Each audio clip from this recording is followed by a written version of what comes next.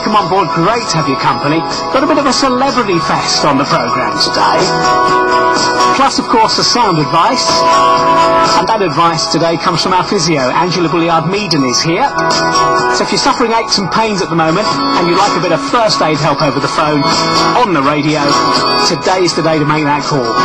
01245 49 50 50. And when it comes to celebrities, well, do you remember this guy?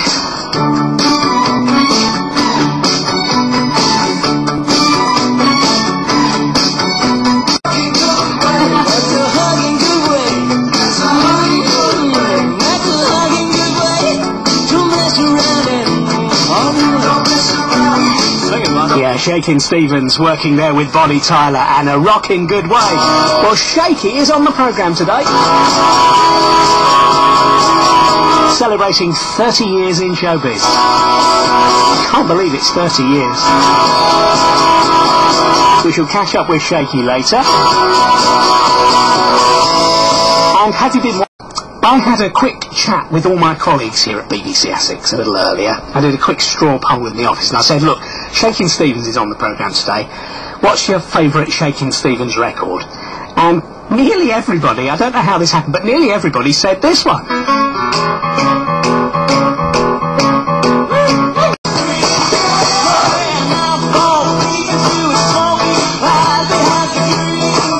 Well, it's our favourite here at BBC Essex, but is it Shaky Stevens' favourite? Well, I'm very pleased to say that he joins us now live on the programme. Shaky, good afternoon. Hi, Steve. With such a catalogue, such a back catalogue of hits, Shaky, yep. If you were to choose one favourite, would it be that one? No, I don't think so, but it's oh, bother! Got it wrong. Hey, it's a good song. It's a great song, you know. Song. We actually do, we only started introducing that now, back on stage. We tried it out in a few festivals throughout Europe and that, and we did it with a stand-up double bass and with acoustic guitars and that. So we did a different, total new look on it, and made it more grown up and and different. It kind of made it more fresh and that, and it went down a storm. People really loved it. They were very, very surprised. You must be surprised, though, Shaky, that, 30 years in the business, you're about to embark on yet another big tour next year to celebrate that. Yeah. And I want to take you back. What I didn't know about you, for a start-off, was you were one of 11 children, weren't you? Well, actually, it's gone up since that, Steve, because we've been doing family research, and, it's actually 14. Oh, goodness me. Dad was a busy boy. Yeah, he was. No TV in those days, I'm afraid. And when you think back to childhood, one of, I don't know how many of you were living at home at the time as kids, with such a large family, there was obviously an age span, but was it tough, with so many brothers and sisters? Well, it was kind of split. I mean, you're right there, basically, I came on the very back end, because I was the baby of the family with my brother, who was 2 years older than I was, and I had a sister as well, but in the very, Jackie, for instance, he was the eldest brother, until we found out there's another brother older than him now. But it's a long story, won't go into that. But basically, we were kind of split. So I was a kind of a toddler while they were going to work and getting married and things like that. But we didn't have a lot of money, really, but we got by, and that was it, basically. And your memories of childhood are happy ones, are they, Shaky?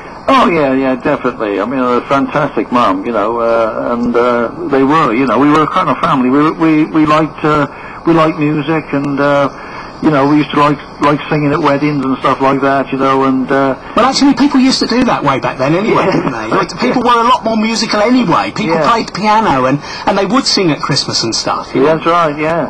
No, it was. I enjoyed my childhood growing up, definitely.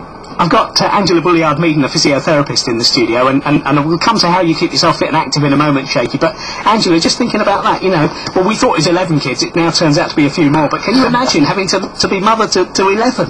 No, I have 2 of my own, which seems to keep me fully occupied. I'm mother of 11, I take my hat off to her. Yeah, times were so different then.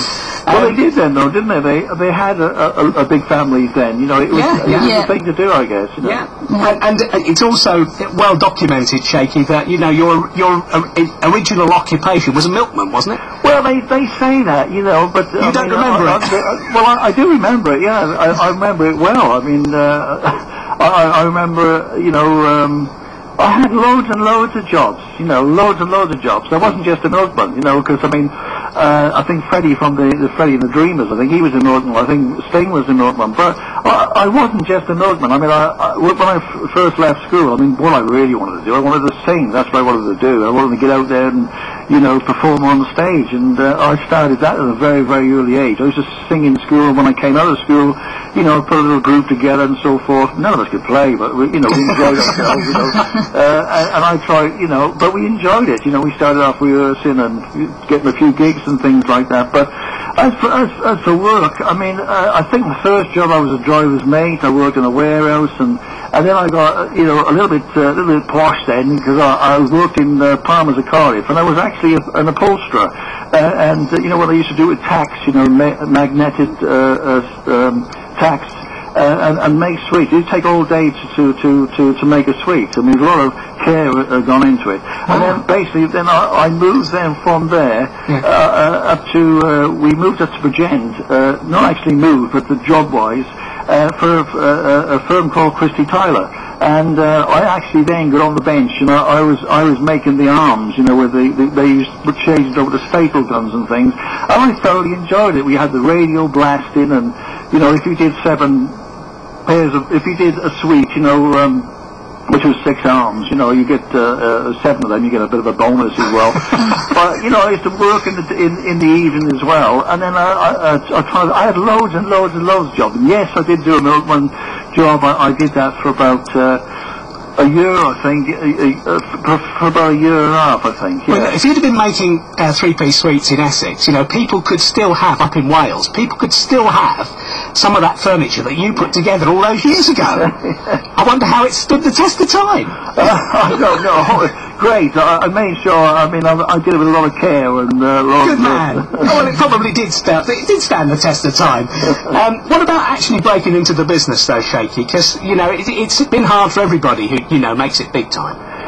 Yeah, well, you know, I started off, you know, as I said earlier on, you know, it was, we got a bunch of guys together and said, well, you know, you be guitars and so forth, and then we moved on then to have better musicians and so forth, and I, you know, I did the valley clubs and the school halls and things like that, and then, you know, we got old enough then, you know, to drive and stuff, then we got a van, you know, we used to drive around the car first of all, then we got a van, and then the first big gig we did, you know, which actually launched us into universities and colleges, was in Aberystwyth, King's Hall. And I think we had 40 quid, you know, between 6 of us or whatever.